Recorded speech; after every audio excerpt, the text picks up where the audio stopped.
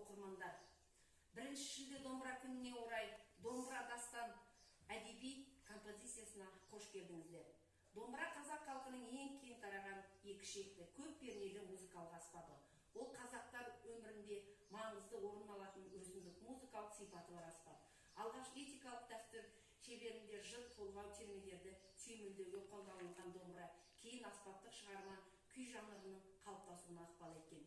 Қазіргі кезде домбыра жеке әнді сүйемелдеуге, күй тартуға, халықтық фольклорлық музыкада, классикалық шығармаларды орындауға қолданылатын мүмкіндігі кең музыкалық аспап болып табылады. Домбыра қазақтың халық аспабы. Домбыра қазақ халқының әрбір үйінде болуы міндетті және қажетті аспап болып есептелінген. Қазақ халқы домбыраны көне заманнан бері қуанышта да, қайғыда да бірдей қолданып келеді. Олар домбыраның сыңғырлаған үнімен халқымыздың тарихын, салт дәстүрін, мызғымас құндылығын жеткізген. Ал домбыра ойнау өнері мен күйлер ұрпақтан ұрпаққа аманат